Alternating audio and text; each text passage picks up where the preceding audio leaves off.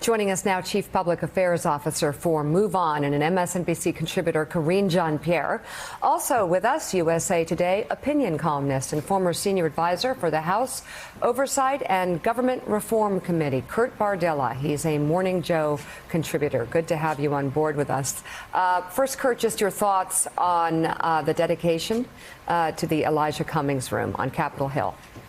You know, it really was, Mika, one of those moments where everything, all the noise we hear every day in our political discourse kind of stops. It was bipartisan. It was respectful. Elijah's family was there. Members of both parties were there. Jim Clyburn gave an incredibly moving, eloquent speech.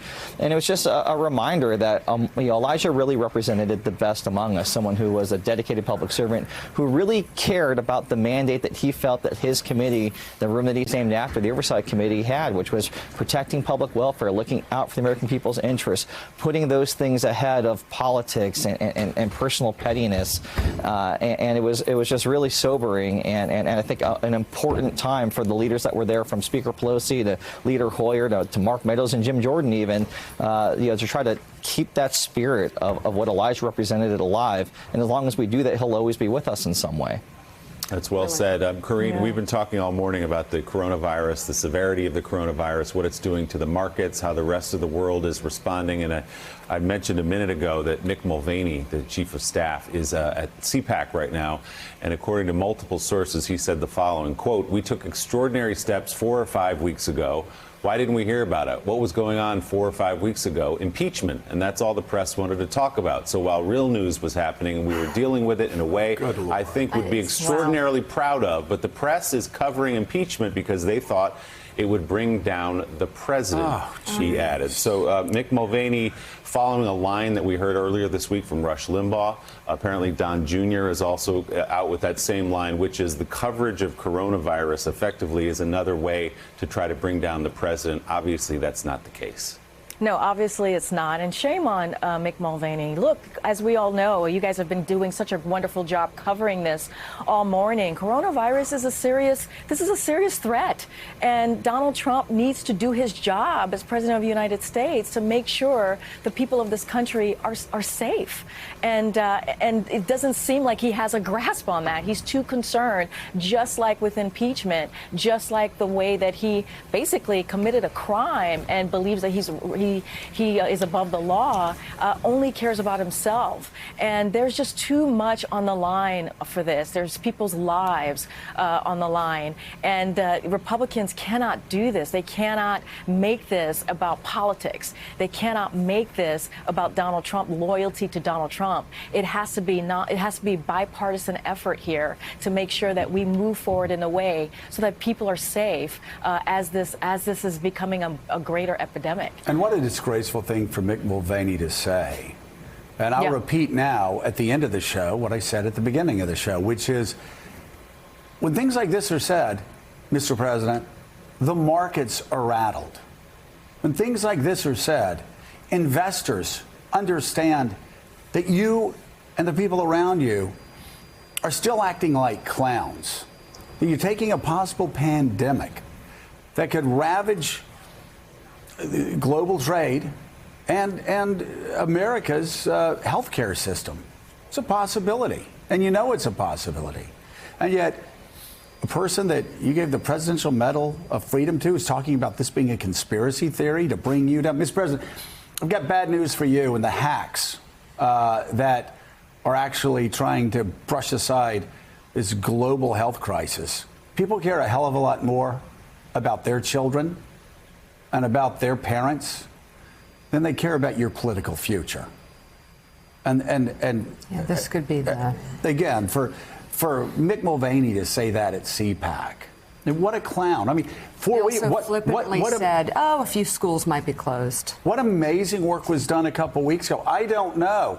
Not because we were doing impeachment. I don't know because they weren't doing it because it was Donald Trump, right, based on reporting, that actually pressured. Even when the CDC was saying these people should not return home to the United States, the White House pushed to have them return from the United States. Sick people were put on the plane with healthy people. Then they were met by administration officials that didn't have any protective gear that would have allowed it to spread even more. I mean, it's been one mistake after another. Forget about 3 or 4 weeks ago. Just this week, they keep making unforced errors. Right. The president is trying to take credit for closing some of the flights from China, but that was seen as too little too late. And you're right. He was the one who authorized that return of that plane with the sick passengers on it. And when the CDC was saying, don't let them come back. That's right. And the White House and CDC have been on very opposite pages on this whole matter since it began. So what does CDC stand for? Center for Disease Control. A Center for Disease Control. So the Center for Disease Control tells the President of the United States not to allow these people to come back to the United States until they're healthy. And the president overrides the Center for Disease Control. And now he's got Mick Mulvaney being a clown, talking about how impeachment 4 weeks ago is somehow getting in the way of the president responding to this. It's, again, the stupidity, the sheer stupidity. Actually, in this case, stupidity can kill. And the president also, as we discussed earlier, was slow to speak out on this because he didn't want to upset Xi Jinping during Chinese trade talks. Kurt, let me go to you. Don Jr., to echo what Willie just said, this is what he said this morning on Fox about Democrats. He says, quote, for them to try to take a pandemic and seemingly hope that it comes here and kills millions of people so that they can end Donald Trump's streak of winning is a new level of sickness. Oh, he said that just in the last few minutes. What a sick thing for Don Jr. to say. So, Kurt, let me just get you on this. The hypocrisy from Republicans dealing with how they handled President Obama when he had to deal with disease outbreaks versus what they're accusing Democrats of doing now. I mean, this is what Mick Mulvaney said is absolutely ridiculous to me. I don't remember him being so concerned about the media and public optics when he was sitting there at the Oversight Committee having hearings during Ebola. When Ron Klain was appointed the Ebola czar, on day one of Ron's tenure there, the Oversight Committee had a hearing and tried to get him there to be a witness on the first day of the job. They were not concerned at all about the public welfare. They didn't have a problem with having a hearing and trying to derail what President Obama was trying to do to manage the crisis, to try to haul people up there and score cheap political points.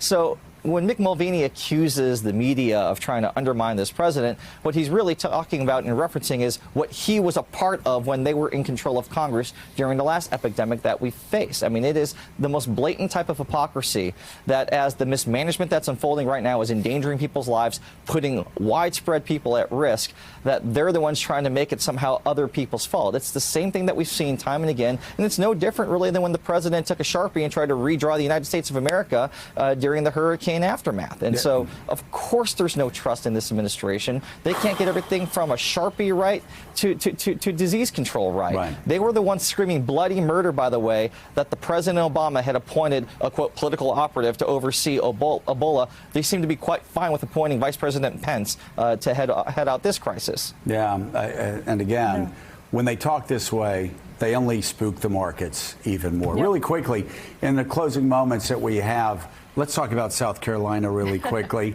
Karine. Karine. Yeah, Karine, what do we expect on South Carolina?